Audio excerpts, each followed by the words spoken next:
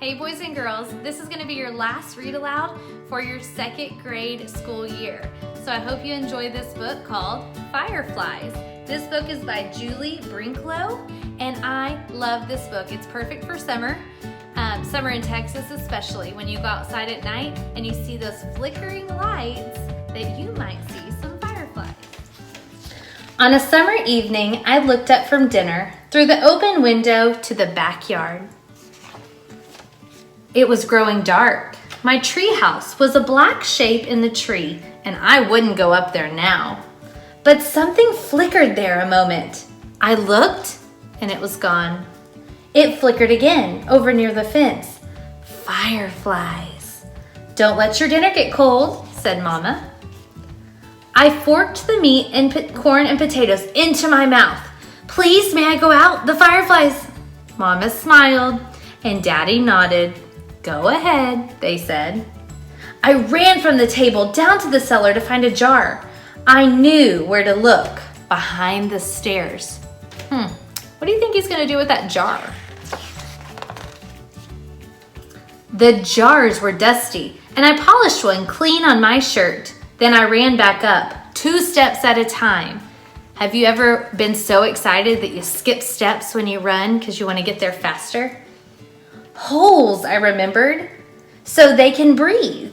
And I quietly as I could, so she wouldn't catch me dulling them, I poked holes in the top of the jar with Mama's scissors. He's using some scissors to poke holes in there. Probably Mom's good scissors, and he's gonna dull them. The screen door banged behind me as I ran from the house. If someone said, "Don't slam it," I wasn't listening. I called to my friends in the street, "Fireflies!"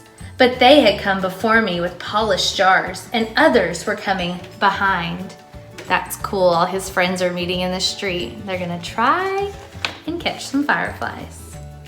The sky was darker now. My ears rang with crickets and my eyes stung from staring too long.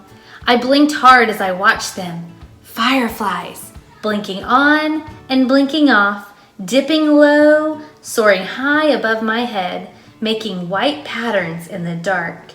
We ran like crazy, barefoot in the grass. Catch them, we cried, grasping at the lights.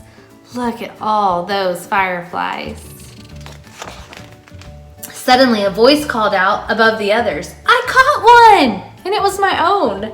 I thrust my hand into the jar and spread it open. The jar glowed like moonlight, and I held it in my hands. I felt a tremble of joy and shouted, "I can catch hundreds!" Look at that jar. It's glowing like moonlight.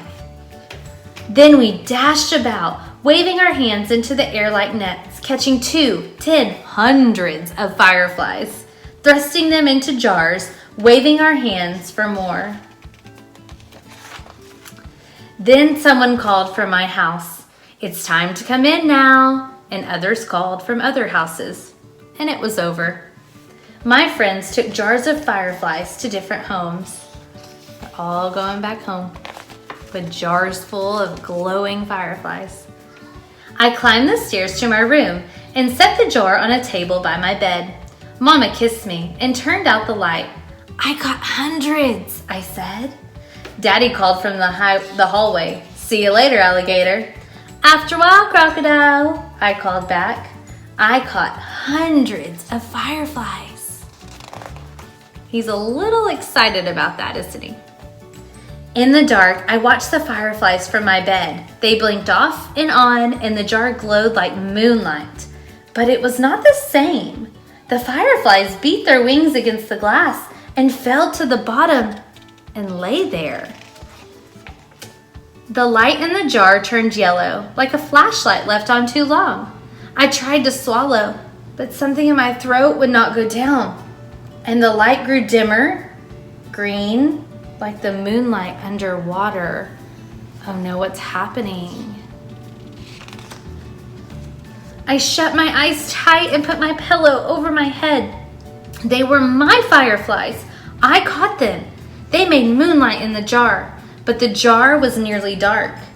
I flung open the covers, went to the window, opened the jar, and aimed it to the stars. Fly! He's gonna release them. Then the jar began to glow, green, then gold, then white as the moon, and the fireflies poured out into the night.